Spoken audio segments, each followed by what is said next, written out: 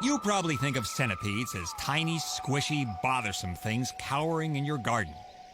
Meet the South American centipede. About a foot long, in your face, and full of surprises. First surprise, this centipede is still growing, so it's got to shed so a new exoskeleton can grow on its body.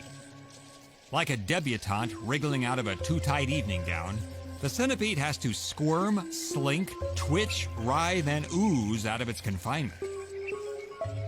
Finally, it gets out of its old body armor. Now it has to plump up fast before its epidermis secretes chitin too soon.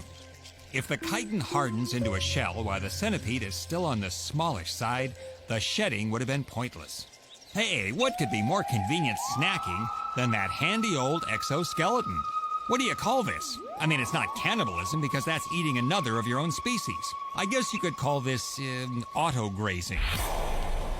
The centipede has a new skin and a new attitude. Predator. It's hungry, and eating its old skin just isn't good enough. It's after a baby green iguana. The iguana is fast, twitchy, highly mobile, and impulsive. The centipede is slower, persistent, hungry, and strategic. The centipede advances on the iguana. The iguana retreats. The iguana scoots, the centipede crawls. Scoot, crawl. Scoot, crawl. Whoopsie-daisy.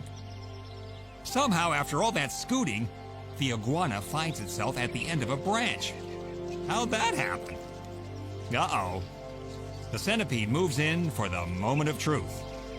The iguana considers its options and, in a defensive response, leaps into the safety of the water below. Okay, so the centipede wasn't satisfied eating its own skin, and then it failed to nab a more substantial meal. Now what? These baby rats are safe because Mom is guarding the nest. But Mom has to go grocery shopping, leaving the babies completely helpless. Speaking of grocery shopping, the centipede relies on ground vibrations and antennae touch to locate a feast like this one. Mom senses danger and races to the rescue. The centipede is chased off, but not before Mom discovers one of her babies dead, killed by the centipede. Now, wait a minute. We don't want you to think that centipedes are venom-spewing, hundred-legged baby killers. I mean, the females can be devoted moms. I dare any predator to try and get at these eggs. This mom is literally a basket case, protecting her eggs until they hatch, and a new generation of fierce, multi-limbed warriors are unleashed on the jungle.